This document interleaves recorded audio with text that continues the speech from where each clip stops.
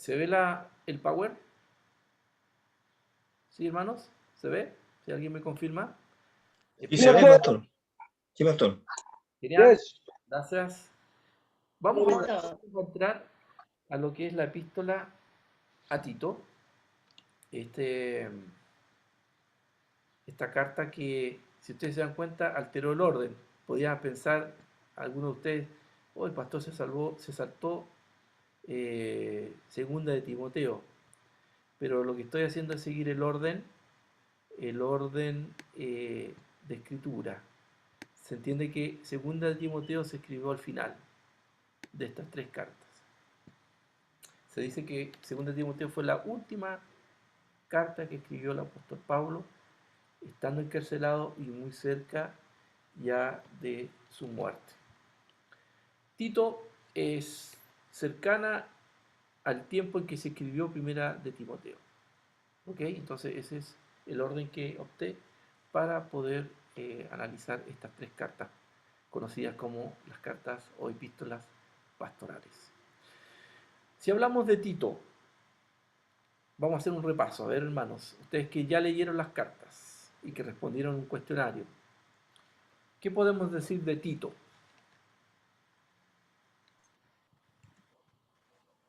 ¿Algún antecedente de Tito? Estaba en la iglesia en Creta. Ya, muy bien. Exacto. Y es secreta, ok. ¿Alguien más? También Pablo le llama verdadero hijo. Ya. También Lo llama como hijo a Tito, muy bien. ¿Algo más? Era gentil, Ya. mensajero de la iglesia de Corinto. Muy bien. Precisamente, ¿qué nacionalidad era Tito? Tito era griego. Griego, exactamente. Griego. Muy bien. Si tuviéramos que hablar sobre la iglesia que pastoreaba a Tito, ¿qué me pueden decir?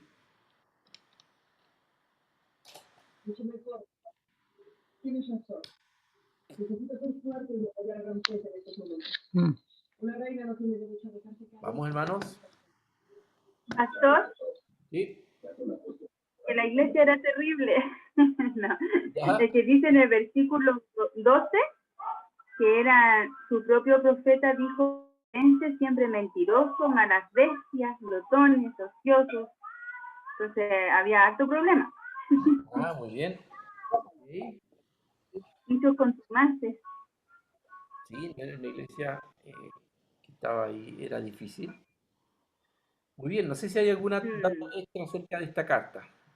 Me parece mucho a la primera de Timoteo. También él habla de la falsa doctrina, también le aconseja de tener cuidado con ellos, también le habla de los requisitos para ser un buen siervo. Me parece mucho, yo sé, cuando las leí, yo le dije a mi esposo, sin saber que segunda de Timoteo se había escrito al último, le dije, se parece mucho la carta primero de Timoteo y Tito, le dije. Da como los mismos consejos, le habla lo mismo Pablo de tener cuidado, de hacer las cosas bien, y también lo nombra igual, verdadero hijo en la fe. O sea, la verdad que ahora uno sabe que se escribieron como igual, o sea, en el mismo tiempo, por eso son como iguales. Exactamente. Eso basta. Exactamente. No sé si alguien quiere agregar un dato extra que se acuerde de esta lectura sobre los contenidos, sobre los temas. ¿No? Muy bien, vamos entonces. No me quisieron enseñar ustedes. Bueno, yo voy a tener que hacer la clase entonces. Muy Se bien. enfocaba mucho en la enseñanza doctrina también. Ya, había un conflicto también con la sana doctrina. Eso coincide con la de primera. Yo también, ¿no? Sí, y había una urgencia de Pablo para que Tito pudiera rápidamente poder enseñarle a los cretenses también cómo debía ser su comportamiento o cómo debían ellos vivir en una conducta cristiana. Muy bien. Acorde con los los principios también de Dios, Exactamente. llevar una vida consecuente. Ok, sí. Tiene mucho de eso las tres cartas, tengo que decirles, hermano. Hay temas que se intercruzan en las tres cartas y pareciera haber temas en común y problemas en común. Y, y eso nos da claridad de que el gran problema que se daba en ese tiempo tiene que ver mucho con la enseñanza y las falsas doctrinas que se estaban introduciendo en la iglesia. Fíjense ustedes, hermano, ¿eso es un problema hoy? ¿O estamos todos sanitos y todos tenemos el mismo sentir en cuanto a la doctrina? Creo que no. Creo que hoy, si hay algo que nos puede amenazar también, como lo sucedió en estas iglesias, es la infiltración de muchas ideas y doctrinas que le están haciendo daño a la iglesia. Y el daño no precisamente apunta a que nos estén espantando y está haciendo que muchos que son parte de la iglesia se tengan que ir. El problema o el daño que está produciendo esta mala doctrina es que la iglesia no se está desvirtuando de su misión. Está dejando de lado la forma de ser cristiano. Y está debilitando el carácter de la iglesia y la misión que debe cumplir. Fíjense ustedes que la misión y el carácter están muy asociados, muy asociados. No basta con saber hacer las cosas. Sobre todo en momentos de crisis, no basta tan solo saber hacer las cosas y ser organizado y tener una estrategia linda que puede darnos buenos resultados. Eso va a cojear, eso va a ser ineficaz si nosotros no llevamos una vida de conforme a lo que Dios establece en medio de nosotros. Fíjense ustedes. Vamos a seguir entonces con la clase y vamos a introducirnos al contenido de este tema. Para ubicarnos en la geografía, aquí ustedes pueden ver en la flecha roja el lugar donde se encuentra la isla de Creta. Es una isla, ¿cierto?, muy cercana a esta zona que está arriba, que es Macedonia y que corresponde a Grecia. ¿Ok? Éfeso, que es la iglesia donde estaba Timoteo, está aquí. No sé si lo ven con la flecha que yo estoy apuntando ahí, acá más arribita del punto azul. Ahí está Éfeso. Muy bien, ahí Sí se ve, pastor. ahí está Éfeso, y que es donde Pablo, recuerdan ustedes, dedicó muchos más años que cualquier otro lugar, alrededor de 3 años vivió allí Pablo, tratando de asentar los fundamentos cristianos en esta ciudad. Pero en Creta las cosas fueron un poco distintas. Y ustedes van a entender que tiene también sus particularidades. Aquí Tito entonces fue el responsable de dirigir esta iglesia. Una iglesia que tenía sus problemas no tan diferentes a los otros, pero sí tenía algunos problemas puntuales. ¿Y qué trata esta carta? ¿Cuál es el tema central de esta carta? Acá nos dice que es la de corregir las deficiencias que había en esta iglesia. ¿Cómo iba a enfrentar Tito esta tarea? Como ustedes pueden apreciar, Tito llegó con Pablo a Creta a evangelizar. Llegaron, propagaron el evangelio, se establecieron ciertos grupos en diversas ciudades, porque Creta tenía varias ciudades. No es que Creta sea una ciudad, sino que Creta es la isla, y dentro de ella muchas ciudades. Por lo tanto, el evangelio se propagó por muchos lugares de la isla, muchas ciudades que allí estaban asentadas, y que Tito se quedó allí y Pablo tuvo que seguir con su viaje, y Tito tuvo la responsabilidad de organizar esta iglesia. Y una de las tareas fue, como aparece en el versículo 5, Dice el versículo 5 de primera de Tito, perdón, de Tito 1, versículo 5 dice, por esta causa te dejo en Creta. Esta es la razón por la que te dejé a ti, Tito, para que corrigieses lo deficiente y establecieses ancianos en cada ciudad. Es decir, que había más de una ciudad. Así como yo te mandé. Aquí este versículo es clave porque nos indica a nosotros cuál fue la misión que tuvo Tito en ese lugar. Los problemas que estaban allí presentes tenían que solucionarse con una buena organización o administración de las iglesias y por otro lado también atacar el problema de las falsas doctrinas que estaban por allí redundando en medio de ello. ¿Qué temas se tratan en esta carta? Por un lado, la selección de líderes espirituales para las distintas congregaciones, es decir, que aquí Pablo le da la instrucción a Tito de cómo elegir a los ancianos, a los obispos que iban a ejercer en esa isla. Debía también dar algunas indicaciones sobre la enseñanza de la sana doctrina y la insistencia en una conducta cristiana correcta, es decir, comportamiento que debían tener los cristianos de aquella iglesia. Aquí Pastor, ¿sí? perdón, me estaba tratando de hacer una imagen mental.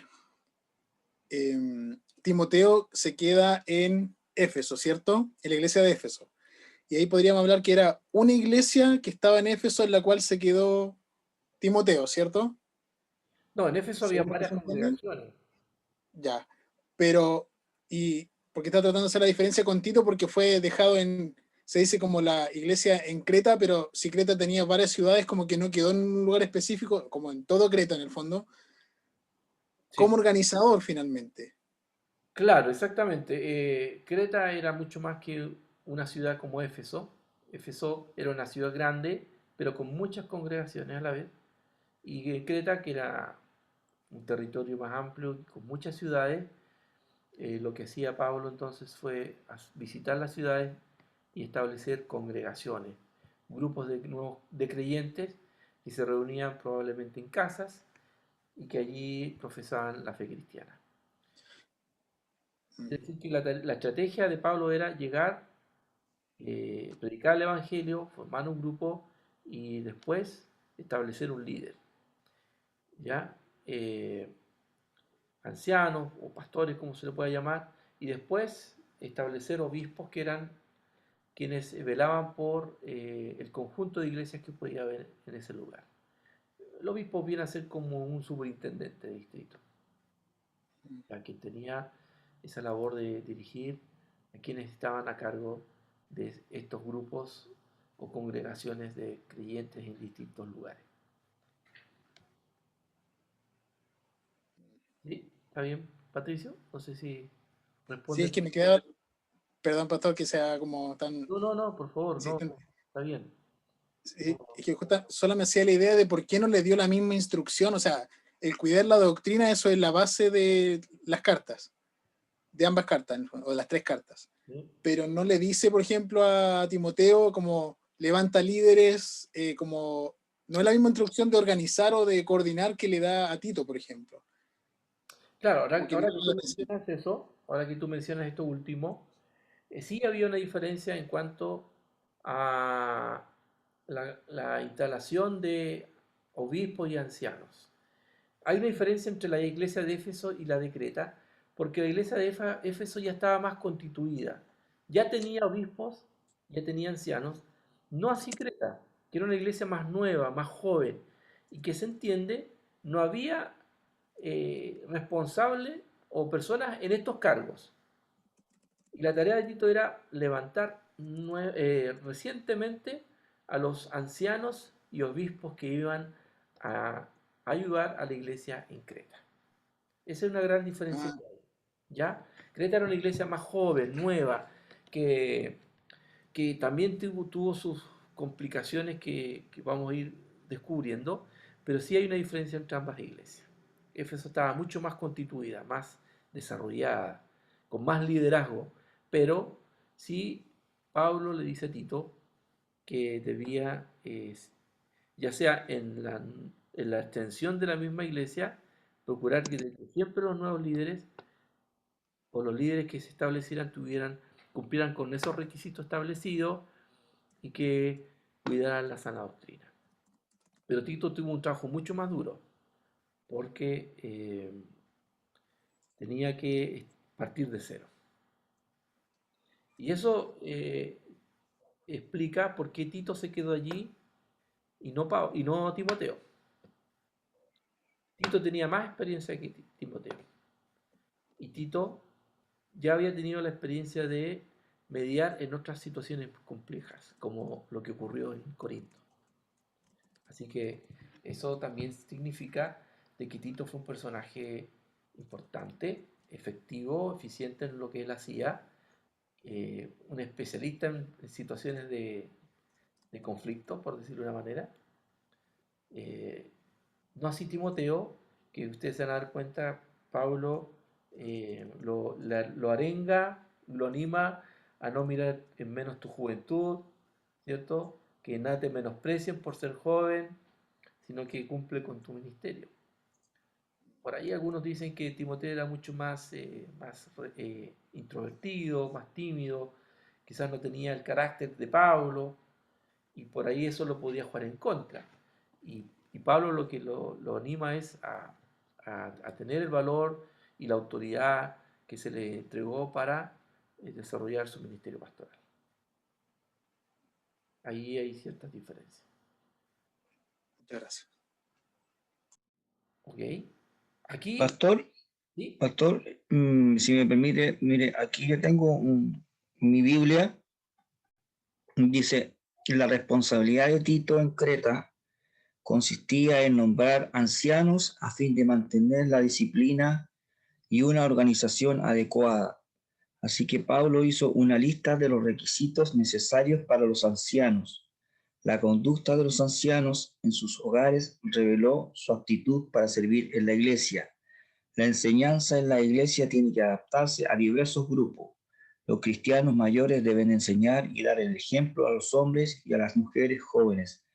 La gente de cada edad y de cada grupo tiene una lección que aprender y un papel que desempeñar. Sí, eso que leíste, Daniel, resume prácticamente toda la carta, que es breve, son 3 capítulos, te se dan cuenta. Y lo que desarrolla más adelante es precisamente, por un lado, y aquí ustedes lo pueden ver en el PowerPoint, que es el bosquejo. Me comí las últimas letras de bosquejo. No es bosque, es bosquejo, epístola a Tito. Y aquí se dará cuenta, por ejemplo, lo que Daniel leyó era como el resumen de todo eso. Por un lado, los requisitos para elegir ancianos obispos que, como ya le dije hace un ratito atrás, eran nuevos en esos cargos, que estaban estableciéndose por primera vez en la iglesia, según los comentaristas. Por otro lado, hablaba acerca de tener que enfrentar a los falsos maestros. Habla acerca de la conducta hacia la iglesia y a sus distintos miembros que componen esa iglesia. Fíjense ustedes que Pablo va a dar indicación acerca de cómo tratar a los adultos mayores, a los jóvenes, y cómo debe ser la relación con los esclavos, ya que algunos tenían esclavos a su servicio y que eran cristianos igual que ellos también, inclusive. Allí Pablo le da esas indicaciones para poder mediar o enfrentar estas situaciones que estaban allí en medio de la contingencia. ¿Ok? Ahí lo que tú dices, Daniel, está apuntando a eso, a cómo poder formar liderazgo y por otro lado, cómo tratar la iglesia en medio de una sociedad pagana y de tener que vivir una vida cristiana en medio de tantas dificultades sociales y morales que estaba viviendo esa isla. Gracias, Daniel, por el comentario que has hecho y que explica un poquito también esto que estamos nosotros viendo. Si nos vamos a hablar sobre la elección de los ancianos, Aquí podemos destacar estos puntos. Por un lado, Pablo probablemente haya tenido una evangelización extensa, y por ello se le encomienda a Tito establecer ancianos en cada ciudad. Tito es quien queda para organizar la iglesia, es lo que acabamos de decir. Punto 2. El lenguaje sugiere que no todo marchaba bien en las iglesias de Creta y que parte de la tarea de Tito consistía en corregir los errores. El trabajo que hicieron allí fue, si ustedes se dan cuenta, no tomó tanto tiempo, o Pablo no le dedicó tanto tiempo como lo hizo en Éfeso, por ejemplo. Fue un trabajo mucho más breve y que probablemente haya dejado estos vacíos o estas cosas pendientes. Y que Pablo le encarga a Tito a tomarle asunto a este tema. No dejarlo pasar. Para Pablo era importante que para un buen desarrollo, un crecimiento sano de la iglesia, había que tener líderes con la formación adecuada, con el perfil de líderes íntegros y que pudieran también enfrentar la mala enseñanza. Por eso que ahí nuevamente hablamos de que el pastor tiene que conocer de la Escritura, debe conocer su doctrina, su teología, porque de esa manera va a poder enfrentar también cualquier idea, pensamiento, por ahí a veces sutil, que entra a la iglesia, ya sea porque somos influenciados externamente por la misma música, por las predicaciones que vemos, por literatura que leemos, y eso puede afectar de otra manera el pensamiento de los cristianos.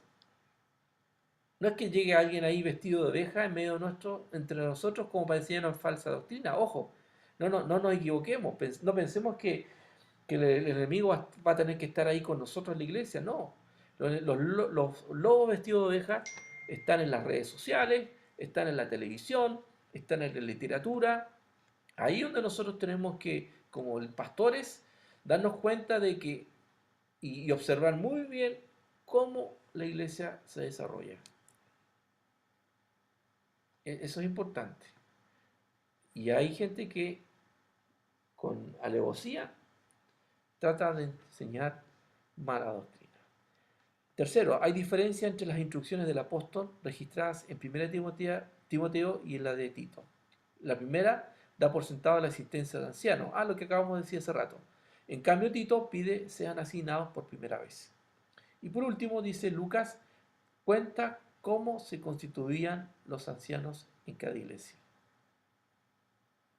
Habiendo orado con ayuno, los encomendaron al Señor en quien habían creído. Es decir, que siempre tras la elección o el llamado de alguien al ministerio, ya sea para el obispado o para ser anciano, se pedía la dirección de Dios.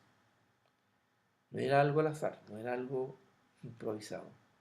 Había una búsqueda de Dios para estos temas. Hermanos, vamos a dejar hasta acá. Vamos a hacer una pausa porque ya nos pilló la hora.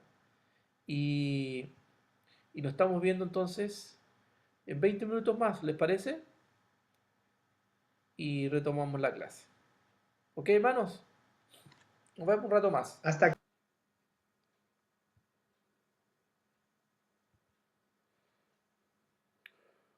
Ok. Aquí quedamos, ¿cierto? Si me corrigen. Sí. Ahí quedamos. Muy bien. Estamos hablando acerca de la elección de quienes iban a ser los líderes dentro de la iglesia. Y en este aspecto, hermanos, tenemos que considerar el contexto. Las iglesias de Creta y la iglesia de Éfeso no estaban en las mismas condiciones, sobre todo en el sentido de madurez y de experiencia. Ya nos dijeron un poquito antes acerca de cómo eran los cretenses. Era un lugar mucho más complejo que el de Éfeso en cuanto a que, miren, y ahí hace la diferencia. En la iglesia de Creta había menos liderazgo que la iglesia de Éfeso. Que la iglesia de Éfeso se había trabajado de una manera mucho más extendida y con mucho más tiempo que la iglesia de Creta. Fíjense ustedes que el tiempo que estuvo Pablo y Tito no fue tan extensa como la que vivió Pablo en Éfeso. Y eso nos da a entender también un poco acerca de la estrategia y cómo debemos nosotros asentar las nuevas iglesias. No podemos pensar de que todo es de la noche a la mañana en un 2x3, sino que debemos establecer bases sólidas y liderazgos fuertes para que la iglesia pueda desarrollarse de buena manera. Y aquí podemos ir identificando a través del trabajo de Pablo los aspectos que él consideraba importantes para que la iglesia pudiera desarrollarse de manera sana. Y aquí, notablemente, el liderazgo es clave en la tarea de la iglesia. No es poca cosa, no es menor. Debe haber líderes llamados por Dios para cumplir con la función pastoral y la del liderazgo para encauzar a la iglesia.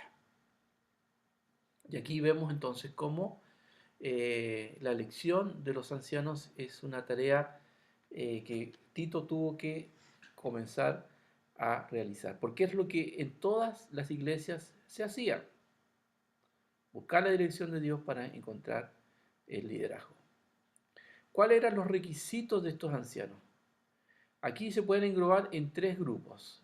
Las generales, que tenían que ver con que la persona debía ser irreprensible. ¿Qué significa irreprensible? ¿O qué quiso decir ahí Pablo con esta palabra? Irreprensible, un sinónimo. Que no tenga ninguna falla, ninguna falta. Intachable.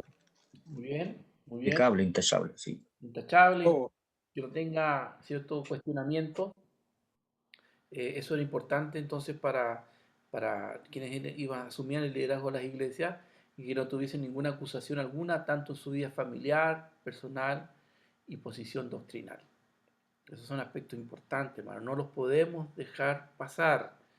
A veces por allí tendemos a debilitar o no a tomar en cuenta esto, pero es clave también. A veces valoramos más los dones, pero no nos damos cuenta que en lo personal es importante que esta persona no tenga por allí cuestionamientos o cosas pendientes, inclusive fuera de la iglesia, porque a veces vemos nuestro entorno y entre todos nosotros podemos ser muy buenos amigos, pero fuera de la iglesia tengo Sodoma y Gomorra conmigo porque me peleo con medio mundo y qué sé yo, tantas cosas que son malas y nocivas para la persona. Otro aspecto eran los requisitos familiares, según el versículo 6 de primera de Tito, con Tito 1. ¿No es así?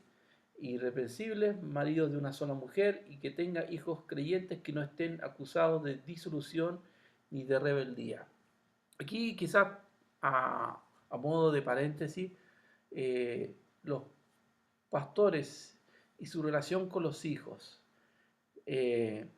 Y esto hay que tomarlo según la situación en que se encuentran. Tenemos pastores que han comenzado siendo jóvenes, que se casan y tienen hijos, y ellos tienen también la tarea de educar a sus hijos.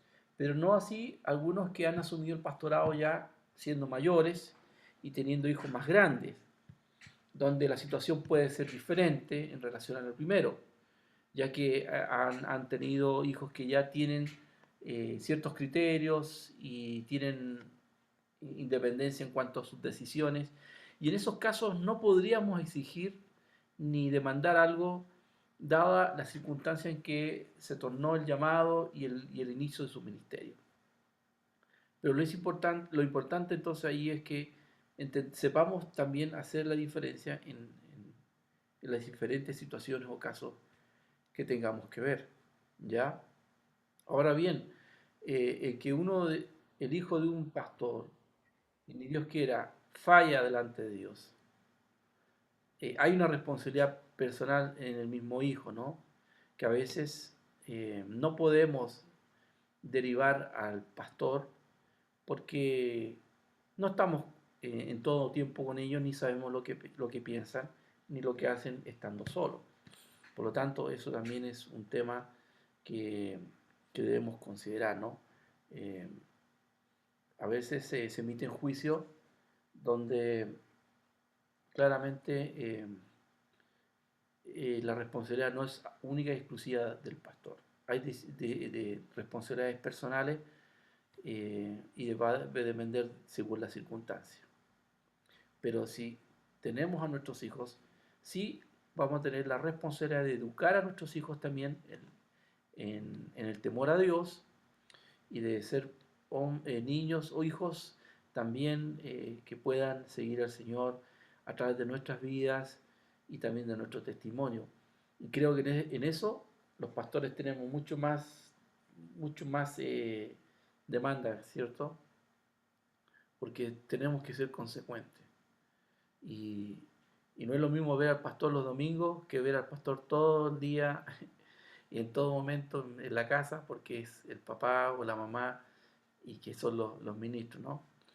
Eso es importante, porque no es hacer cosas que por nuestra conducta o cómo estemos llevando el ministerio, finalmente provoquemos a nuestros hijos un distanciamiento por la fe que estamos viviendo. Y eso puede suceder también, ¿no? Que nos vean padres siempre atareados, que no le damos tiempo a ellos, que por ahí damos por seguro que ellos están bien porque están con nosotros, pero no nos preocupamos de sus necesidades personales, espirituales. Somos pastores no tan solo de la congregación, sino también de nuestra familia. Eso no se debe olvidar y debemos tomarle asunto. Requisitos personales. Su vida personal debe cuadrar con su posición oficial. Esto requiere evitar ciertas cosas y practicar otras. Debemos cuidarnos mucho, hermanos, de aspectos que no generen cierta duda o que pueda ser motivo de cuestionamiento y cosas por el estilo. Yo les diría, seamos prudentes en todo eso. No demos motivos en cuanto a dónde vamos, en cuanto a tipos de vínculos que podamos tener. Cuidémonos, los hábitos mismos también son cosas que no debemos dejar pasar, porque alrededor nuestro hay hermanos que sí son maduros, pero otros no, y no van a saber marcar la diferencia. Entonces, en ese sentido tenemos que cuidar mucho nuestro testimonio. Lo que un ministro debe evitar. Miren, aquí son cosas que, así como nos demandan o actitudes, debemos también cuidarnos de algunas cosas. Muy parecidos también a lo que salía en la primera carta, ¿no es así? La soberbia, evitar imponer su propia opinión y derechos sin importar en lo más mínimo las opiniones y derechos de los demás. Lo que tiene que siempre un pastor es mantener la fiesta en paz, como se dice, ¿no? Y nosotros no ser causantes de pleitos por nuestra actitud o decisiones tomadas de uno mismo, sino que siempre debemos ser equilibrados y tomar en cuenta a nuestros hermanos. Sobre todo para Tito debe haber sido difícil, y creo que esto era una prueba para él. Ya se nos mencionó cómo eran los cretenses, versículo 12 del capítulo 1 de Tito, dan una descripción de los cretenses y para nada buena. Eran personas mal vividas, con muy malas conductas y hábitos, y era como para sacar de las casillas a cualquier líder, ¿no? Y había que allí poner a prueba nuestra paciencia, nuestro amor, porque probablemente más de algún hermanito nos iba a hacer salir canas verdes porque su conducta todavía no era madura, ¿no? Yo creo que también apuntaba a eso. La ira no debe ceder a enojos súbitos en su accionar, que no se nos agote la paciencia y reaccionemos de manera iracunda. El consumo de bebidas alcohólicas es un tema que tiene que ser resuelto. Los pleitos no deben maltratar física ni verbalmente a las personas. La avaricia, no gustar de las riquezas ilícitas, no tentarnos por los bienes materiales. Es algo que debemos también cuidar mucho. Pero por otro lado, las cosas que sí hay que hacer y que deben ser cualidades de un líder. La hospitalidad. Y saben, en especial en lo que ocurría en Creta. Los comentaristas dicen que era un lugar donde había muchos excesos, promiscuidad y todo por el estilo. Por lo tanto, se requería, por ejemplo, que quien llegase de afuera, un hermano, evitar tener que llegar a un hostal o a un hotel que seguramente era un lugar no muy propicio dado a la vida que tenía la gente en Creta.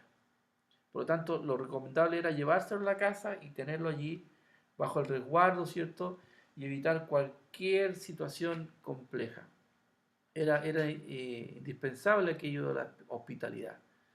Ser amador del bien, ser amigo de los buenos actos. Somos llamados a hacer buenas obras, dice la palabra de Dios en Efesios. Prudencia, dominio completo sobre las pasiones y deseos, de modo que no se les permita ir más allá de lo que la ley y la razón correcta admite. Dominio propio. Es importante, hermanos. Justicia y santidad. Tener la habilidad de tratar justamente a su prójimo, de administrar su oficio con integridad. Y un último punto, retenedor de la palabra fiel. ¿Para qué? Para enseñar y convencer a los que contradicen cada nueva generación, y aquí un punto extra, cada nueva generación, y esto es importante, de líderes cristianos confronta la necesidad de declarar de nuevo los principios básicos de la fe y justificarlos en la mente y conciencia de sus oyentes. ¿A qué se refiere esto? Que nos toca confrontar o trabajar con más de una generación dentro de la iglesia. Me refiero a los adultos y por otro extremo a los que son adolescentes, que son de otra generación, que ven las cosas de manera diferente y que por ende necesitan también ser evangelizados, pero tomando en cuenta quiénes son ellos, llegando con un evangelio que sea entendible para ellos.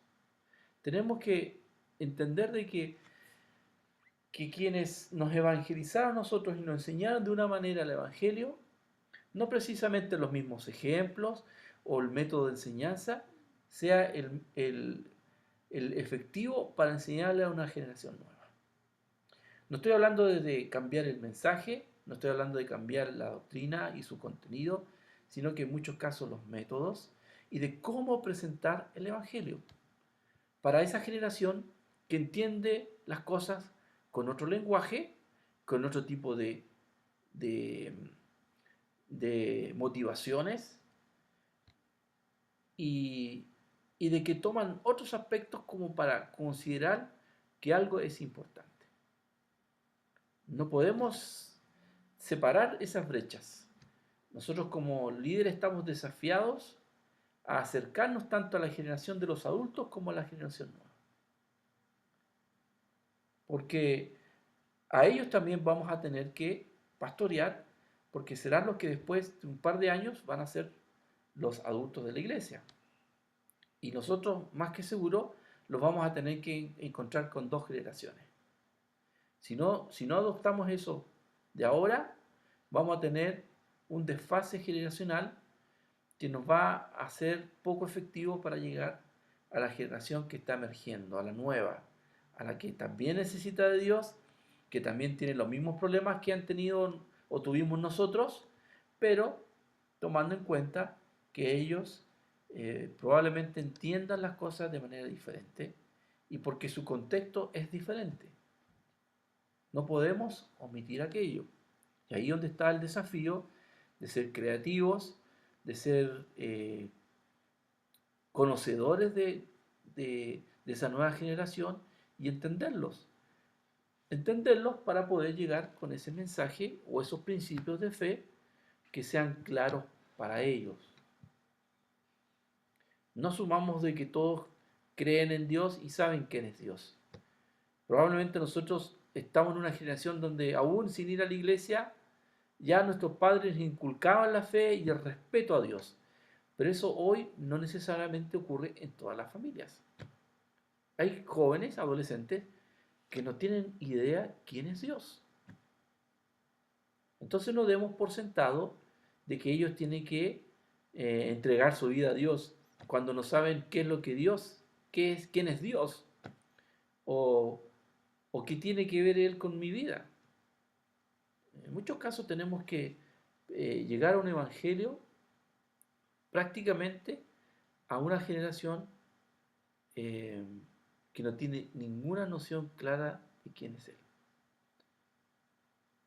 Ahí entonces está el desafío de llegar a ello. ¿Vamos bien?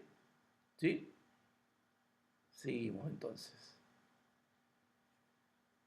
Sí, algo que tenía que hacer también Tito, aparte de establecer un nuevo liderazgo, es confrontar a los falsos maestros. Que si ustedes se darán cuenta, en todos lugares, en todas las iglesias, había gente que se resistía a la sana doctrina. Dice aquí, la urgencia de tener ancianos era porque las iglesias estaban siendo molestadas por falsos maestros. Pablo los describe de la siguiente manera, y aquí hay algunos aspectos. Uno, que eran judíos que profesaban ser cristianos, pero seguían todavía con una tradición judía que no tenía cabida en medio de los gentiles. Y ellos imponían en muchos casos las prácticas judías que para los gentiles no eran necesarias. Pero estos judíos convertidos al cristianismo seguían insistiendo en estos temas. Y más que nada producían confusión. Y ellos no entendían por qué se les enseñaba de esta manera cuando Pablo había llegado con otro mensaje. Sus enseñanzas eran falsas, no tenían fundamento en la escritura, más que nada eran producto de su pensamiento, de sus propias conclusiones, que no necesariamente coincidían con lo que las escrituras decían. Tenían más que nada una posición más filosófica, ideológica de los pensamientos de aquel entonces, y que lo trataban de acomodar al mensaje del Evangelio. Y por otro lado, sus motivaciones no eran para nada bien intencionadas.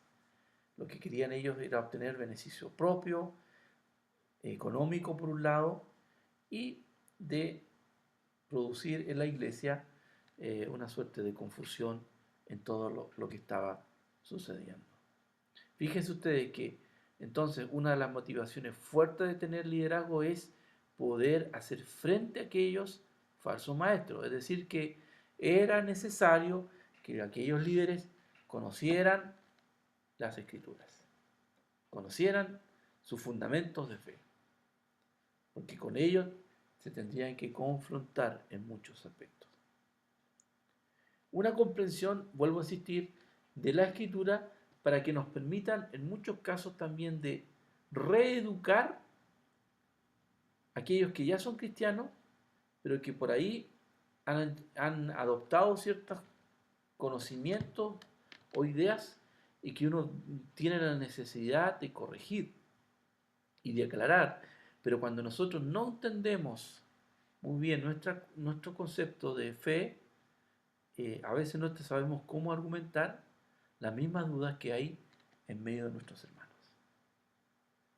No puede haber dudas sin resolver en cuanto a la fe que tienen nuestros hermanos. Nosotros debemos dar la respuesta a sus inquietudes. Bueno, aquí en el versículo 2 y 13 se hace una descripción de los cretenses, reconocidos por ser mentirosos, engañadores, y en eso Pablo asentía, que eran gente difícil, que era gente con malos hábitos, que era un lugar, se dicen los comentaristas, que Creta era un refugio para los piratas y los delincuentes. Muchos de los que llegaban allí era para esconderse de las autoridades o para establecerse allí porque era prácticamente un lugar donde no había muchas leyes que restringieran. Ahí se hacía de todo, por lo tanto para ellos era un paraíso en cierta medida. Imagínense, ese era Creta, un lugar difícil y que requería trabajo, y uno va entendiendo también por qué el rigor y la insistencia de Pablo de cómo hacer las cosas. Responsabilidades de Tito con respecto a las falsas enseñanzas. Tito, miren lo que dice el versículo 11, a los cuales es preciso tapar la boca, que trastornan casas enteras, enseñando por ganancia deshonesta lo que no conviene. Es decir, que la lucha en muchos casos era de lo que estaba enseñándose. Y había que dar argumentos de fe y de doctrina frente a tales enseñanzas. Por otro lado, también Tito tenía la tarea de reprender, de educar, de corregir a los que eran parte de la iglesia. Es una tarea no menor. Y llegar a ese punto de reprender explica lo terco que eran y lo duro de entender las cosas. Y fíjense que era una práctica necesaria cuando las cosas se salen, ¿cierto?, del control, o cuando no hay realmente sentido común en la gran mayoría de las personas. La disciplina, la reprensión, es algo que no podemos dejar de lado cuando esto sea necesario. En muchos casos debemos llamar la atención y de dar a entender el error que algunos están cometiendo. Hay que corregirlos, no hay que abandonarlos, porque lo más sencillo sería, bueno, si el hermano no quiere entender, allá él, y lo entregamos, ¿no? Y nos rendimos. Pero un pastor cuida de sus ovejas, y si es necesario deja las 99 por ir tras una. En algunas situaciones nuestra dedicación hacia algunos va a ser a ese grado, a ese nivel de preocupación. Porque para Dios son importantes, son amados por Dios. Y Él quiere que nosotros hagamos lo que Él haría si Él estaría aquí en este lugar. Es decir, la dedicación del amor es para todos por igual. Aunque eso signifique dedicar más tiempo en algunos casos. Ahora, con respecto al trato que debemos tener los líderes, pastores, con los miembros de nuestra iglesia. Aquí Pablo se encarga de hacer una descripción por edades, ¿no? Parte con los adultos y de la atención que deben tener. Versículo 2 dice del capítulo 2 de Tito, que los ancianos sean sobrios, serios, prudentes, sanos en la fe, en el amor, en la paciencia. Las ancianas asimismo sean reverentes en su porte, no calumniadoras, no esclavas del vino, maestras del bien. Es decir, que todos tenemos responsabilidades. Aún los miembros antiguos de la iglesia no tienen que sentirse que han jubilado y que a ellos les corresponde estar sentaditos mirando lo que demás hacen. Todos tenemos un rol, una responsabilidad, tanto en el testimonio como en cumplir con nuestros dones. Prácticamente la iglesia nadie se jubila. Nadie puede decir yo ya dejo de servir, ya cumplí con mi etapa. No. Quien ama al Señor siempre va a estar sirviendo. Inclusive acerca de lo que Dios ha hecho en su vida, a través del testimonio, a través de contar sus propias experiencias. Con respecto a las mujeres jóvenes, dice Pablo que debían enseñar a las mujeres jovencitas, perdón, quienes tenían que enseñar a las jovencitas eran las mujeres mayores. Se instruye a las jovencitas a ser amorosas con sus maridos e hijos, prudentes, hacendosas en el hogar y de buen trato. Y cuando entendemos el contexto de Creta y de la isla, entendemos de que esto era necesario, muy, muy, muy necesario reiterar. Lo podemos dar por sentado, ¿no? Decir, pero sí, obvio que todos tenemos que ser buenos padres y de cuidar a nuestra familia, pero para los cretenses era algo que no se estaba haciendo, y Pablo lo incluye dentro de las instrucciones. Enseña esto, educa a la iglesia, a que sean familias estables, que haya armonía en el hogar. No podemos descuidar las familias. Las familias están constituidas, la iglesia está constituida por familias. Si tenemos familias débiles, la iglesia es débil. Si descuidamos a los hijos de nuestros hermanos, la iglesia también se va a debilitar tarde o temprano. Ahí la importancia de que la iglesia pueda atender espiritualmente también a los niños, a los jóvenes y adultos. Es un desafío, no es poca cosa, pero ahí también está nuestra responsabilidad de ver cómo lograr influir en la vida de los padres, que también son los primeros responsables frente a sus hijos. Esa es otra cosa, ¿no? No hagamos también entender, hacer creer a la iglesia que el pastor y la iglesia son los directos responsables de la vida espiritual de los hijos de los demás. No. Los primeros responsables son los padres.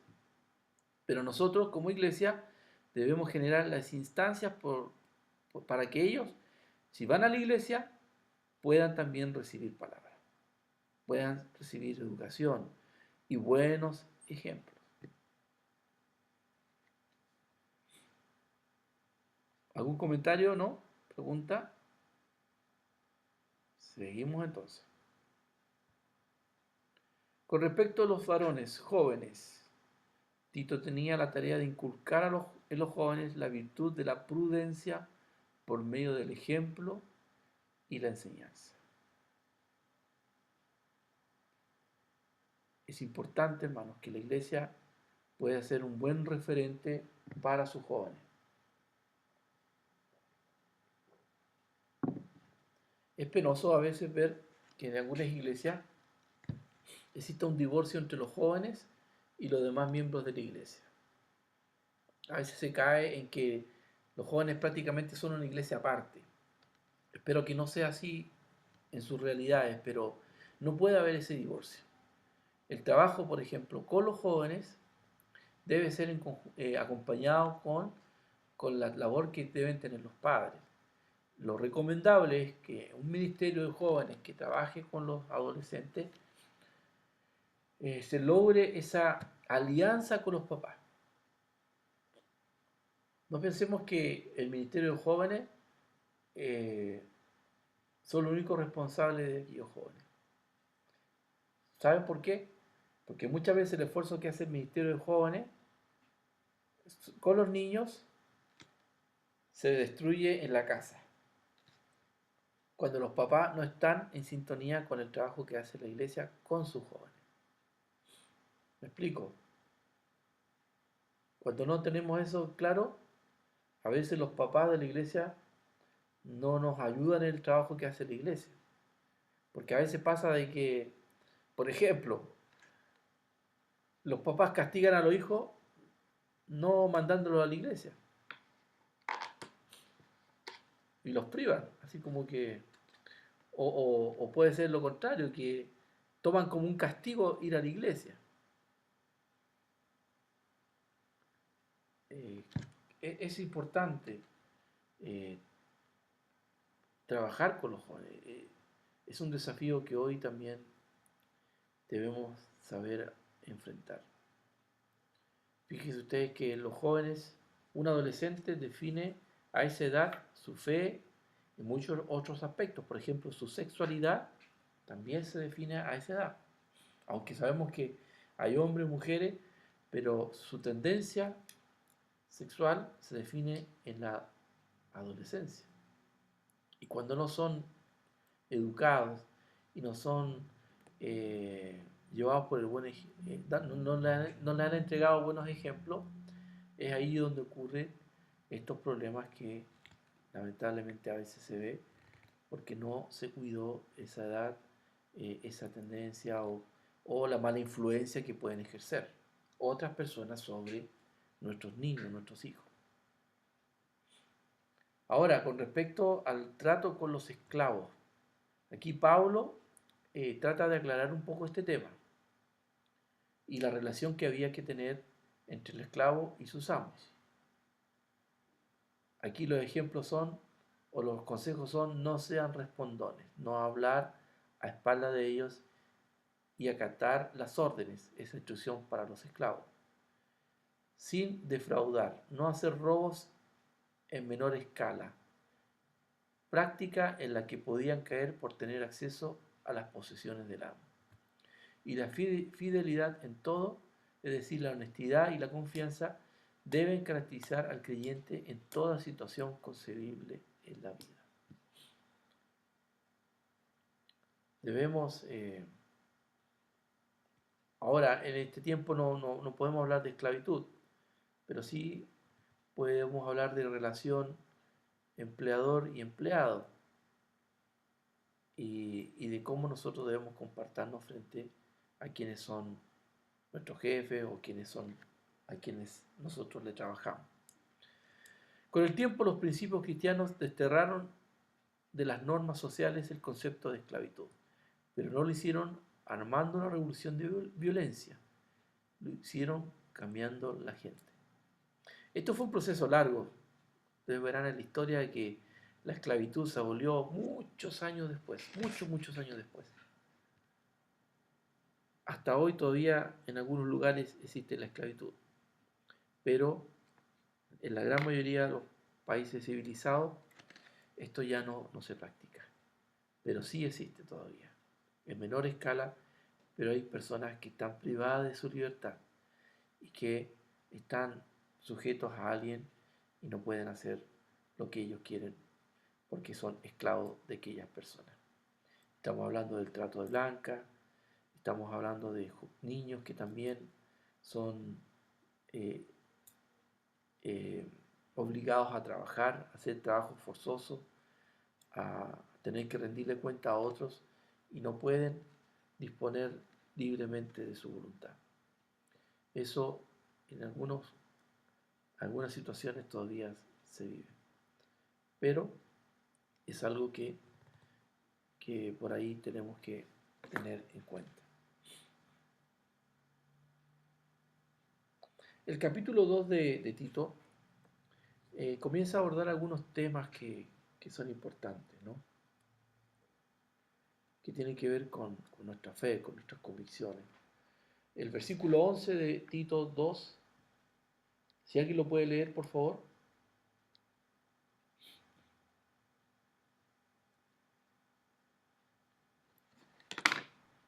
¿2:11? Amén.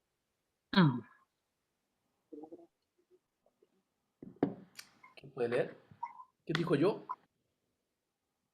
Porque por la gracia de Dios se ha manifestado para salvación a todos los hombres. Ok, ¿de qué nos habla este texto, hermanos? ¿Qué declara este texto? Que la salvación es para todos, que la gracia de Dios es para todos. Muy bien, la salvación es universal. Exacto.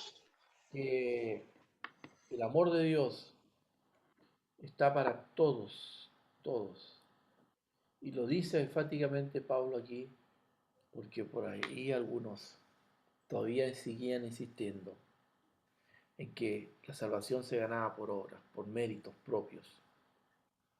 Pero claramente la salvación es por gracia, es un regalo de Dios que lo recibimos cuando nosotros nos entregamos delante de Dios, confesamos nuestros pecados y queremos, ¿cierto?, un cambio en nuestra vida.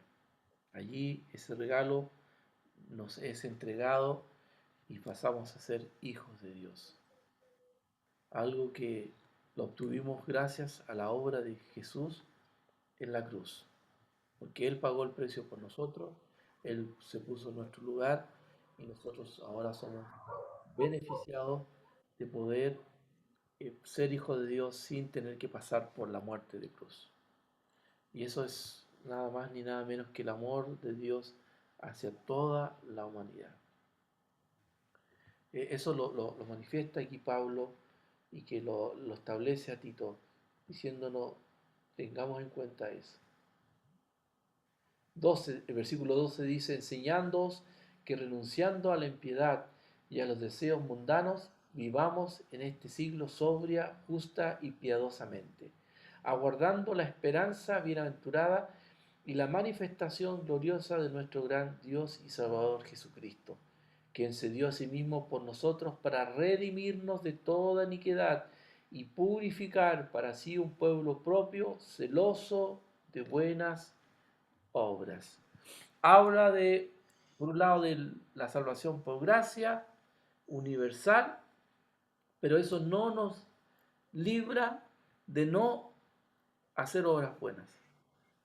La obra del Señor lleva implícito el que nosotros nos convirtamos en servidores de Dios, en llegar a ser celosos de las buenas obras, es decir, que añoramos, estamos allí pendientes de que esas cosas se manifiesten en nosotros.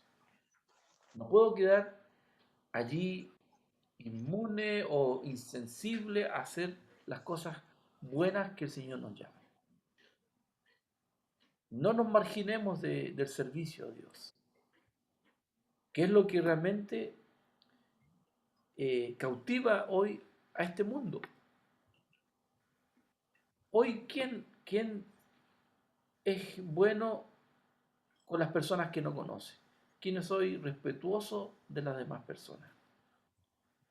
Ahí donde están los cristianos, para resaltar esos valores y mantener alto entonces todas estas cualidades o atributos que podemos nosotros vivir cuando somos hijos de Dios. En nosotros está una gran demanda, hermanos, de ser luz. Y luz significa también ser el reflejo de Cristo en este mundo. Y las obras son importantes para dar testimonio y dar fe de que Dios está en medio de nosotros. No basta con decir yo soy cristiano cuando mis obras no reflejan eso. La fe sin obra es muerta. Es muerta. Tenemos que ser capaces de actuar en eso. Esta gracia no se ha manifestado como tal a todos los hombres, pues no todos la han oído. Eso es verdad. Pero aun cuando muchos nunca la han oído de Cristo, la gracia preveniente de Dios fluye a los hombres en todas partes. Y aquí me detengo un poquito porque esto es parte de nuestra doctrina y que tiene que ver con la gracia preveniente. ¿Qué significa la gracia preveniente? Nosotros creemos en que el Señor quiere alcanzar a todos. Y el trabajo de Dios comienza desde mucho tiempo antes de que nosotros tengamos conciencia de lo que Dios está haciendo con nosotros. Cuando Dios, por ejemplo, en nuestra vida nos ha cuidado y librado de ciertos peligros, cuando por ahí ha puesto personas que nos han hablado de Dios en un momento y quizás no pasó nada, pero que sí, después en el tiempo, tomaron sentido en nosotros y nos dimos cuenta que Dios estuvo tratándonos en diversas formas, en distintos momentos, y que fueron lo que me causaron a poder llegar a encontrarme con Cristo y yo finalmente rendirme ante Él. La gracia preveniente entonces debe ser la obra de Dios para acercarnos a Él. Y eso todos pueden experimentarlo y lo van a experimentar.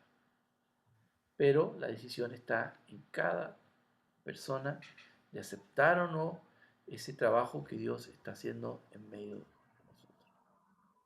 Eso tiene que ver con la gracia preveniente. Respecto a la responsabilidad humana ante Dios, ningún hombre se encuentra en nuestro estado totalmente insensible que no pueda reconocer su condición. Por lo tanto, el pecado del hombre no se debe a que no tenga tal gracia, sino que no usa la gracia que tiene.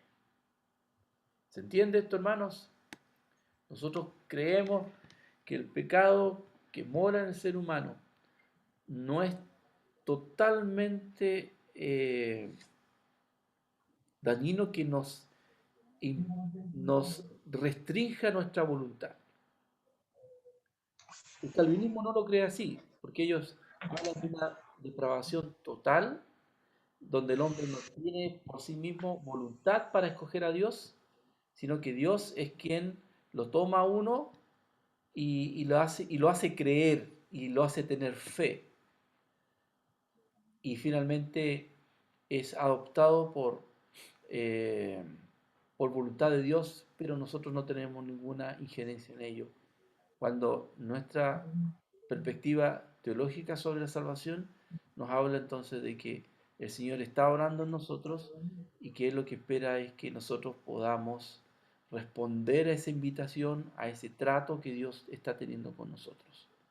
O sea, Dios nos demuestra su amor, Dios nos muestra nuestra condición también en la que nos encontramos, y ahí la importancia, hermano, de que entender de que parte del proceso para poder conocer a Dios es conocer nuestro estado, nuestra condición. Un evangelio no es evangelio como tal si solamente mostramos un evangelio que hable solamente del amor de Dios y no hable también de la ira de Dios, por ejemplo. ¿Cómo yo voy a entender a un Dios bueno si no entiendo por qué es bueno conmigo? Dios es bueno conmigo porque Él me quiere salvar de la ira venidera, Él me quiere salvar de la muerte producto del pecado. Es decir, que no vamos a entender realmente el amor de Dios hasta que entendamos por qué el problema del pecado en mi vida. Por eso es que un evangelio o una evangelización, hablar solamente del amor y no hablar del pecado o del problema, pierde sentido, pierde fuerza. A veces no nos gusta hablar de pecado, ¿no? Disfrazamos mucho eso, tratamos de que no se hable mucho de eso porque la gente se va a enojar, se va a asustar, pero si no, las personas no entienden realmente el verdadero significado del pecado y las consecuencias, no vamos a necesitar a Dios.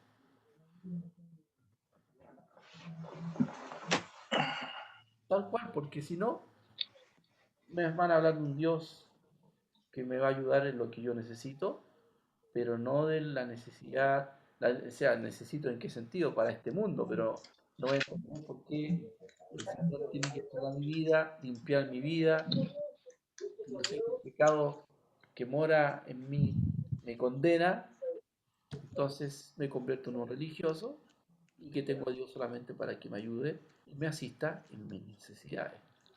Pero no estoy pensando en un cielo nuevo, una tierra nueva, no estoy pensando en una eternidad con Dios, simplemente lo que quiero para este tiempo. No sé si hay algún comentario. ¿Sí? Pastor, encontré, bueno, en lo que dice en el manual de nuestra iglesia, el Nazareno, ¿Ya? Lo que se refiere a la gracia preveniente. Si me permite poder leerlo. Compártelo, por favor. Dice, creemos que la gracia de Dios por medio de Jesucristo se concede gratuitamente a todas las personas, capacitando a todos los que quieran para volverse del pecado a la justicia, creer en Jesucristo, recibir perdón y limpieza del pecado y seguir las buenas obras agradables y aceptables ante Él. Creemos también que la creación de la raza humana a la imagen de Dios incluyó la capacidad de decidir entre el bien y el mal y que, por tanto, los seres humanos fueron hechos moralmente responsables, que a través de la caída de Adán ellos se depravaron, de tal modo que ahora por ellos mismos y por propia capacidad natural y obras no pueden volverse a la fe e invocar a Dios. Eso es lo que dice el párrafo en el manual. Gracias, Elizabeth. Lo último que menciona tiene que ver con que obviamente tiene que haber una obra de Dios para hacernos despertar y tomar conciencia de nuestra condición. Es el trabajo de Dios. Es el trabajo de la gracia proveniente, de que Él nos muestra nuestra condición y nos invita entonces a poder revertir esa situación. Porque por sí mismo, Que para que la persona se dé cuenta de su error, exactamente, ¿cierto? Por no- eso que no- el Espíritu Santo les convence, de pecado. a- claro, como que les empieza como a revelar de a poco su condición en la que están viviendo y que necesitan pedirle perdón a Dios porque no caen en cuenta mientras que eso no pase. Exactamente. O sea, el hombre tiene que entrar necesariamente en una crisis espiritual para llegar a un encuentro con Dios. Eso es así de claro, hermano. Sí, Eh, porque hay personas, pastor, que de repente piensan que están bien, que porque tienen su trabajo, reciben un sueldo, no tienen ningún problema, pero hay situaciones, o sea, por eso que también el Señor puso en la palabra que Él venía a los trabajados y cargados, porque de verdad una persona cuando no le ha pasado nada, quizá algo grave, o está en una situación de mucha dificultad, ya sea emocional, eh, espiritual, o esté pasando por un problema, es como que su vida no necesitara de Dios. Como que no se acuerdan de la necesidad que nosotros como personas tenemos de Él. justamente, justamente. Eso, pastor. Gracias, Elizabeth. Gracias por compartir lo que dice el manual respecto a los artículos de fe, y uno de ellos, ¿cierto?, tiene que ver con la gracia de Dios. Y hermanos, debemos entenderlo así. La persona, mientras no tenga necesidad de Dios, no va a buscar a Dios.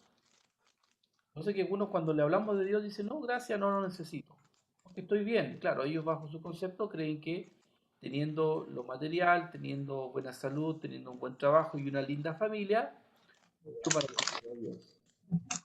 Pero la necesidad es interior, es espiritual. Es el problema, que estamos ofendiendo a Dios con nuestra vida.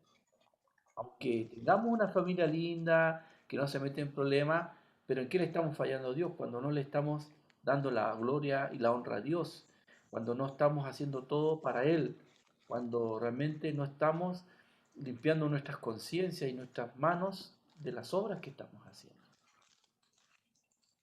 La persona tiene que entrar en razón de que hemos transgredido la ley de Dios y eso nos condena, nos condena.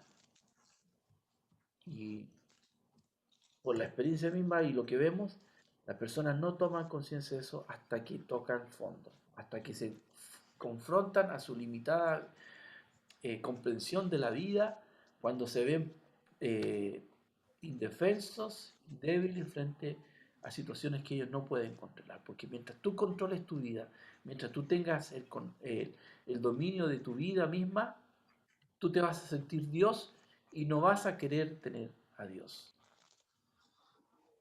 Por eso que Dios a veces en su obra nos mueve el piso y nos hace vivir situaciones y darnos cuenta de nuestra condición.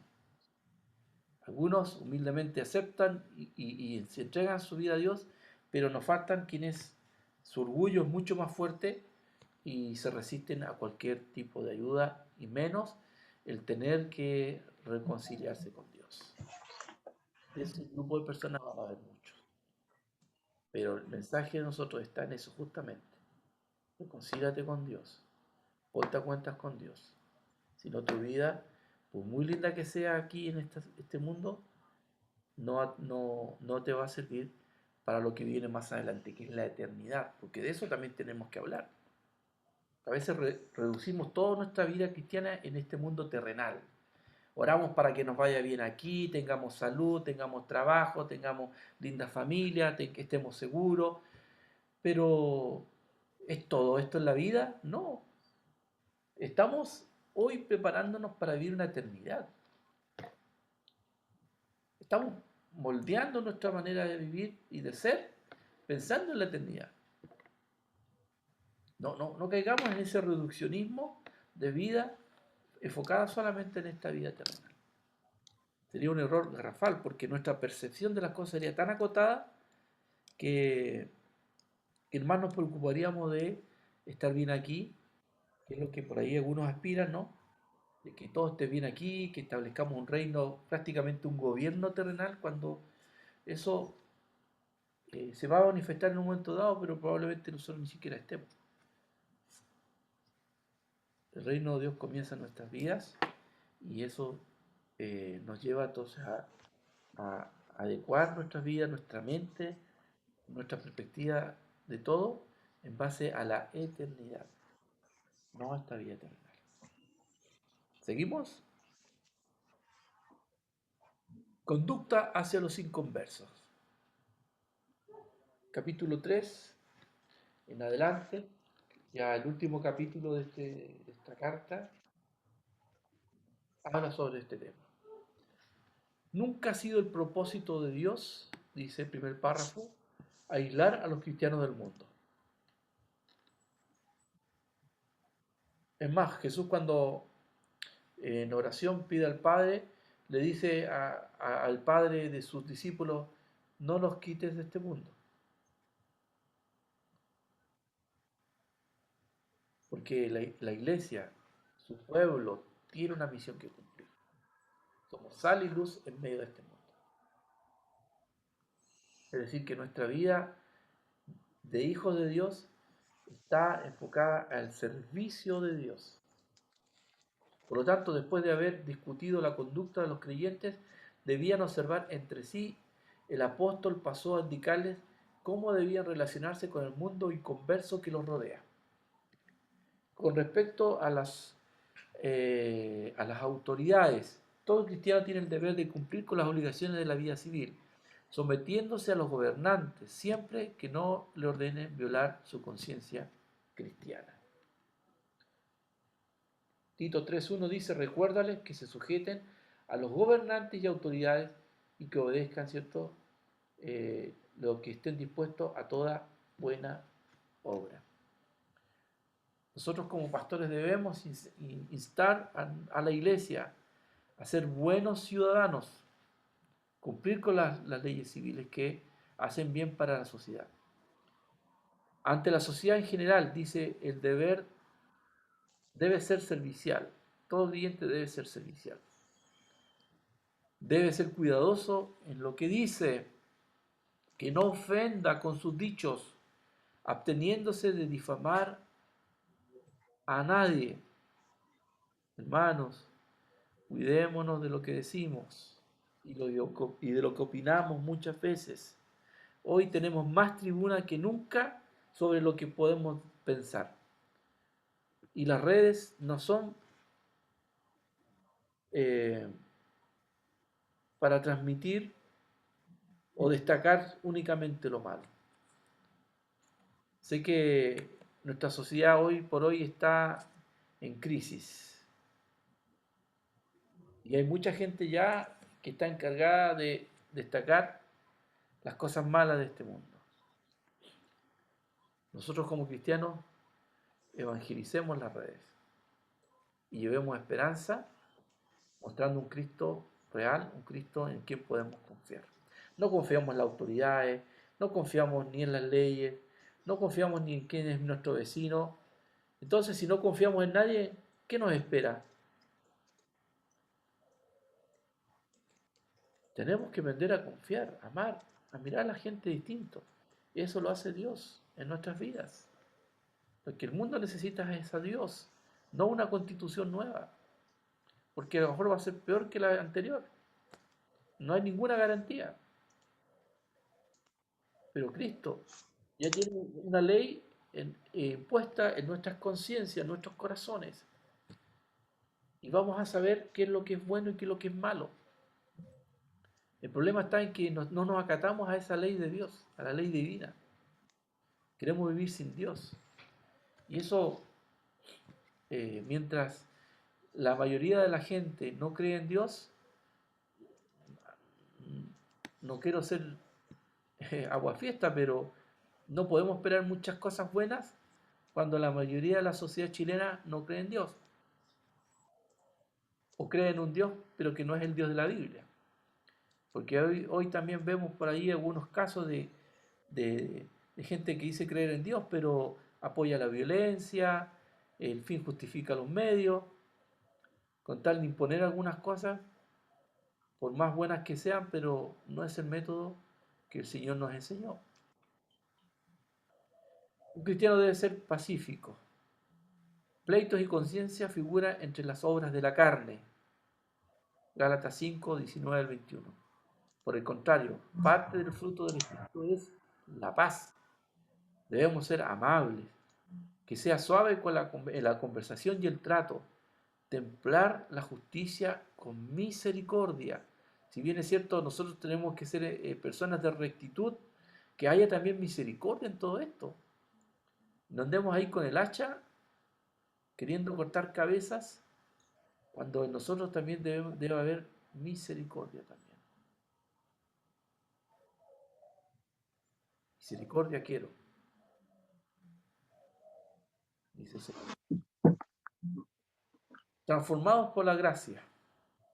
Ahora, todo esto, ¿cómo lo conseguimos? Pablo afirma que la única manera de producir una conducta verdaderamente cristiana es a partir de la base de la gracia de Dios. En ningún sentido el resultado de mérito humano. Versículo 5 dice, nos salvó no por obras de justicia que nosotros hubiéramos hecho, sino por su misericordia, por el lavamiento de la regeneración y por la renovación en el Espíritu Santo. La obra la hace el Señor, no nosotros. No solamente con conocimiento se logran los cambios. La obra del Espíritu Santo es la que sella esa enseñanza en nuestras vidas, es la que le pone sentido y hace que la obra escrita se aplique en nuestras vidas. La justificación, la redención completa del pecador a Cristo en fe, le asegura el perdón de pecados, y cualquiera que haya sido su pasado es recibido la gracia y el favor de Dios. Y por otro lado, la vida eterna, la esperanza de la vida eterna se concede de igual manera a todo pecador que se vuelva a Dios a través de Cristo. Nosotros, como nazarenos, como wesleyanos, creemos en dos obras de gracia, ¿cierto? La primera obra de gracia, donde hemos sido justificados, donde recibimos el perdón de nuestros pecados y somos librados de la culpa del pecado, pero eso no es todo en la obra que Dios tiene que hacer en nosotros. Hay una segunda obra, la segunda obra de gracia, que es, ¿cuál? O conocida con qué otro nombre, o otros nombres, porque a veces tiene más de uno. Entera santificación. La Entera santificación. santificación, o el amor pleno, como dicen algunos, o la llenura del Espíritu Santo. Son algunos de los nombres que tiene. Y ¿Yo con la vecina? Ah, ya. ¿qué ocurre aquí? Ocurre que en nuestro andar en Cristo debe surgir el deseo de consagrar nuestras vidas. Y en esa búsqueda de consagrar nuestras vidas ocurre esta segunda experiencia, la llenura del Espíritu Santo, que la obtiene aquel que la busca y que desea agradar a Dios. No es una experiencia aislada, circunstancial, que por ahí me pilló desprevenido. No, esto es de estar en espera, es de estar allí queriendo que Dios haga la obra en uno. Lo vemos que así sucedió en el Pentecostés. Jesús le dijo a ellos que se guardaran allí en Jerusalén, que esperaran el momento, orando, buscando de Dios, y así sucedieron las cosas. El Espíritu Santo no se le da a cualquiera. Se le da a quien realmente busca de Dios. ¿Vamos bien?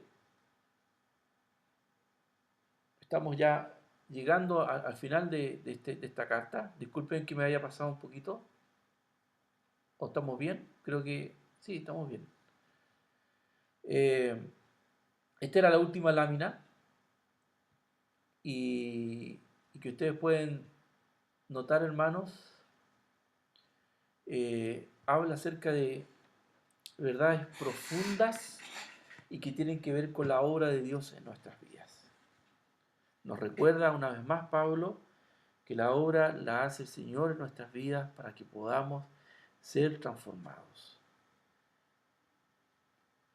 Dios se hace presente en nuestras vidas y Él es quien hace en nosotros esos cambios que se reflejan en buenas obras. Y aquí hay algo importante, hermanos. Si miramos desde el punto de vista eclesiástico o eclesiológico, más bien dicho, o de la misionología propiamente tal y el rol que debe cumplir la iglesia, en los momentos críticos, en los momentos en que la verdad el trabajo se torna difícil por el mismo contexto en que nos encontramos. Yo creo que lo que vivió la iglesia en Creta quizás en mucho se parece a lo que estamos viviendo ahora. Una sociedad alejada de Dios, que vive su vida con muchos pecados de por medio, y nosotros allí, como iglesia, estableciendo el Evangelio. ¿Y cuál fue la estrategia que plantea el apóstol Pablo? No es necesariamente busquen métodos de evangelismo, traten de arreglar la iglesia de tal manera, vístanse de tal manera, hagan que todo sea más lúdico para que la gente venga. No se fija en el método. ¿Cuál es el método en sí mismo? ¿Cuál es la fortaleza que la iglesia debe tener para estos tiempos difíciles? En una sociedad quizás desencantada de muchas cosas. ¿Qué es lo que debe hacer la iglesia más que nunca y debe tratar de mantener presente? Es una vida consagrada a Dios, un testimonio intachable. Es decir, vidas en santidad. Eso es profundo, hermanos, porque tendemos a buscar los métodos, pero no nos damos cuenta que la integridad de vida es clave para un cambio social. Un mensaje que apunte a vidas transformadas, a vidas que agraden a Dios y de ser nosotros consecuentes con nuestra fe, de vivir lo que creemos. ¿Qué sacamos con dar un mensaje si finalmente nuestros líderes dejan mucho que desear? ¿Qué sacamos con llevar un mensaje si en la iglesia estamos todos peleados, las familias todas divididas, donde no hay siquiera un buen testimonio?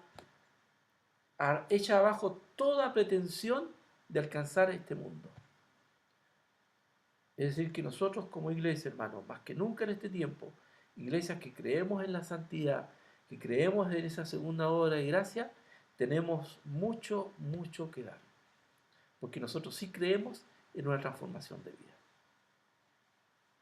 Profunda. No todos la creen. Quieren ser iglesia, pero aún con sus pecados presentes. Aún diciendo, somos pecadores, somos igual que los demás, la única diferencia es que fuimos escogidos por Dios. Así que tenemos una ventaja con respecto al otro porque fuimos escogidos y se quedan en eso. Y no hay integridad de vida, no hay un testimonio que respalde todo ese mensaje que ellos están proclamando. Hermanos, es desafiante lo que nos plantea Pablo, ¿no? Y que yo los invito a que miremos estas cartas no a la distancia, sino que la podamos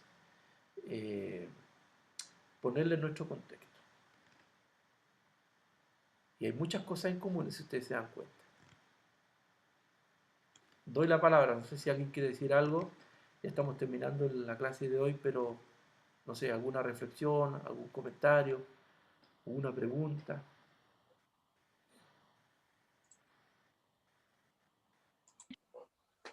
Pastor, yo le quería comentar algo porque creo que dentro de todas las cosas que estamos viendo, como usted lo comenta, la gente sigue necesitando de Dios.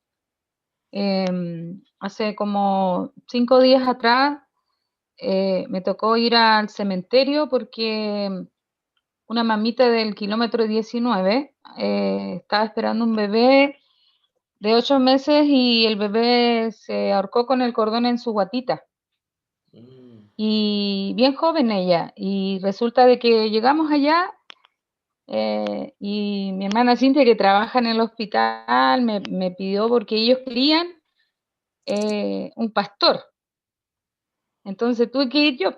Y la cosa es que llegando allá, la mamá me cuenta que habían solicitado, parece que fue la familia, los familiares de ella, solicitaron al cura, al padre que le dicen ellos, para que bautizara al bebé que ya estaba en el cajoncito de chiquitito.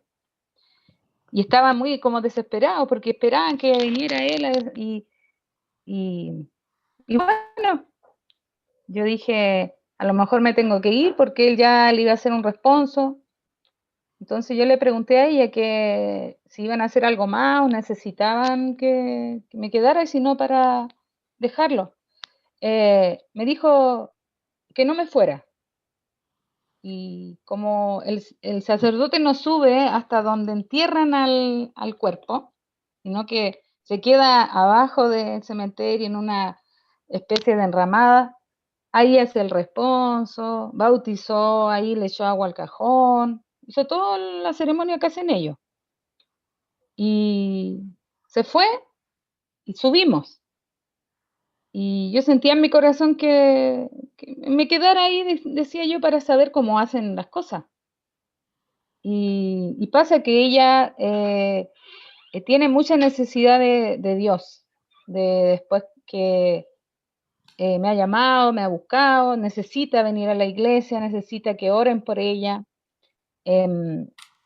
Y cómo el Señor se glorifica a él, porque en ese momento, cuando ya estábamos arriba, iban a quedar solos, no iban a tener nada, y es cuando pienso yo que necesitan más de alguien que les hable o les dé palabras de aliento.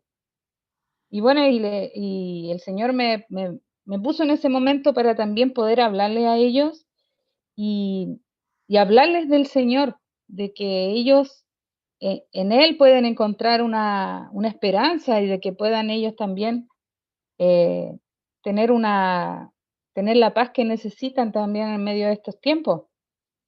Y ella decía, dijo, yo quiero buscar, yo necesito decir, necesito ir hablar contigo, me decía, porque son bolivianos.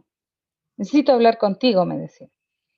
Y en esas cosas, yo digo, cómo el Señor nos muestra estas situaciones a veces para también nosotros remecernos, darnos cuenta de que aunque pase lo que pase en este mundo, siempre las personas van a necesitar de Dios. A veces quizás no saben cómo buscarlo.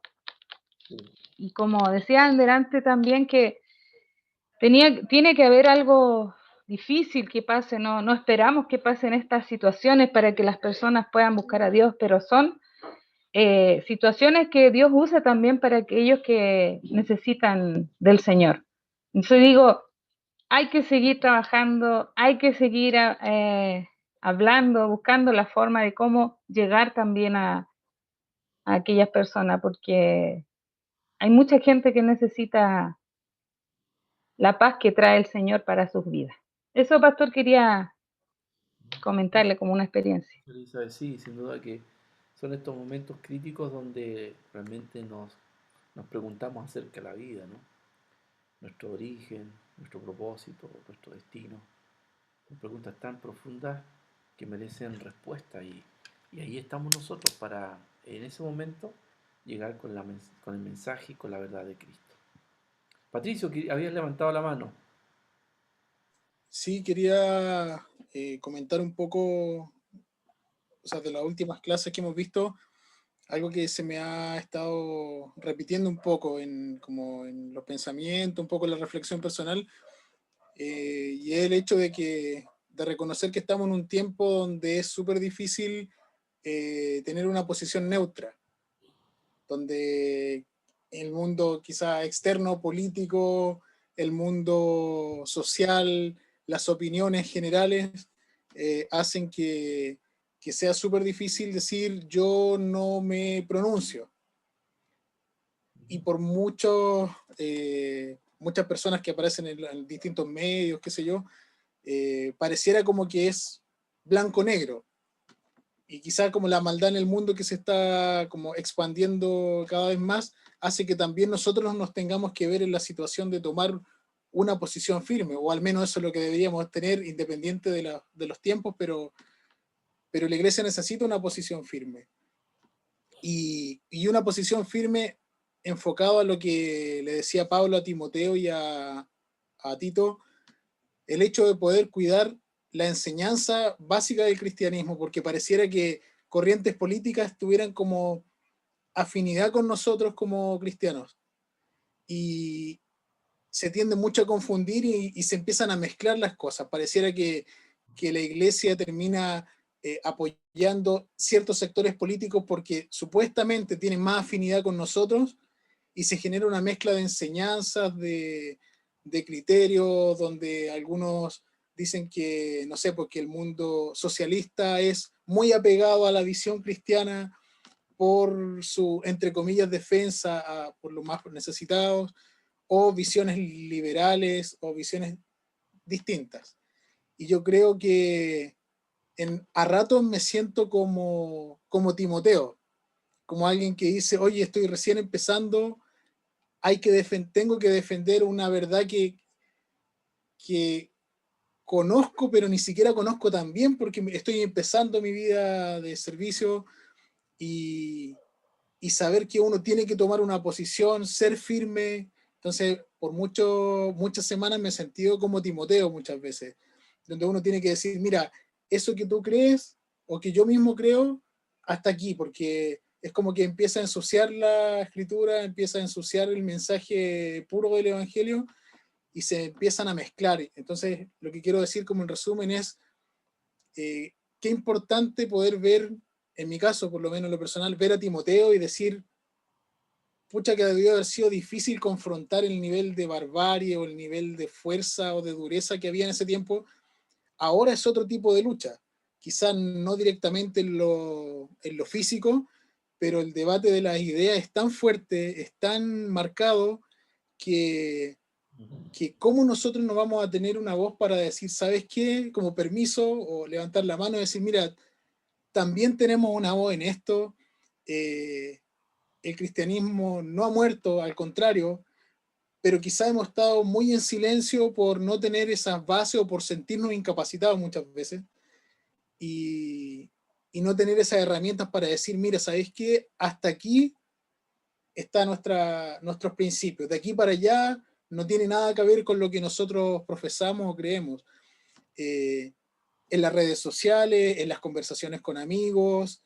Entonces digo, ¿cómo poder influir a un mundo que está tan polarizado por distintas razones y poder decir, mira, aquí está el mensaje, como no lo tergiversemos porque ya harto se ha tratado de tergiversar y cómo podemos hacerlo nosotros desde acá a través de estas clases o por lo menos que nos inspire a crecer, a aprender y a darnos cuenta que tenemos un rol en esto, no es pasivo nuestro rol en este caso, sino que así como Timoteo, activo, defender, cubrir, proteger, eso.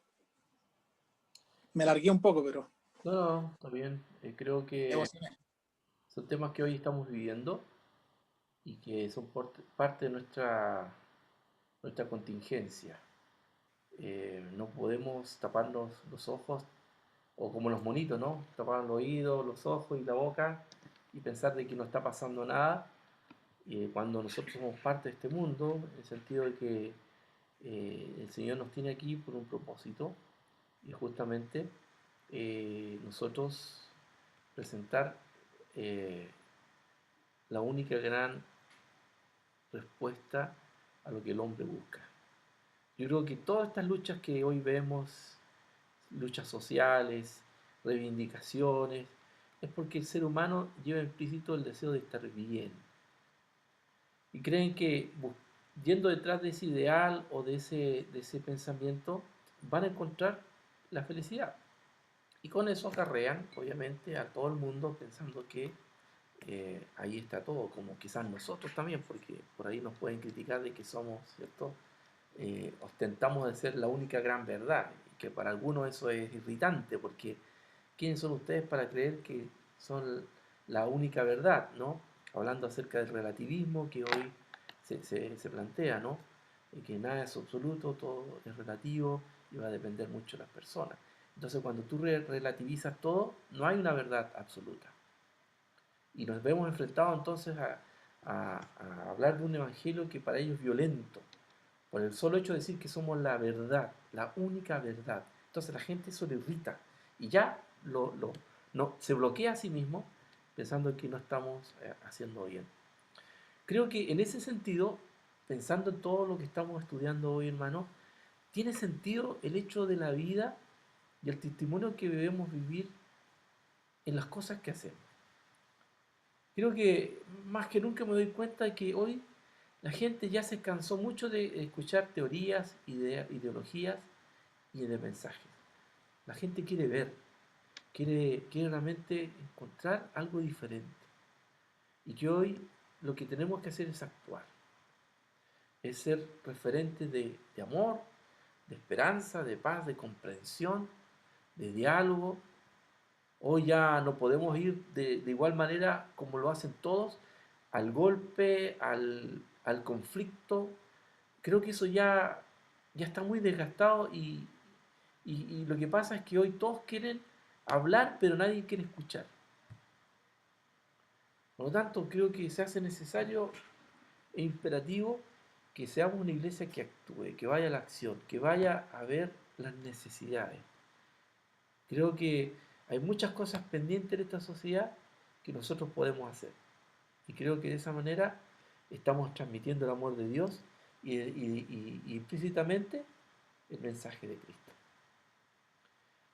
La historia de la iglesia es muy extensa y cuando uno la estudia se da cuenta que el mensaje llegó a los continentes no de la noche a la mañana. Hubieron procesos larguísimos. Y creo que las cosas que fueron cautivando realmente y que han hecho la transformación inclusive después a continentes fue el mensaje de amor y esa obra hacia el prójimo mismo. Ahora que estamos hablando de pandemia y todo, en una oportunidad en Roma hubo una pandemia muy severa que afectó al Imperio Romano y que mucha gente lo que hizo fue abandonar a los enfermos y huir de la ciudad. Y abandonaron a sus familias enfermas, con esa peste que para ellos era desconocida, no tenía cura, y el que se enfermaba estaba confinado a morir.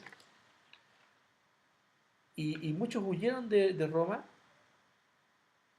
pero ¿sabes quiénes se quedaron allí asistiendo a esa gente abandonada por su familia? Los cristianos.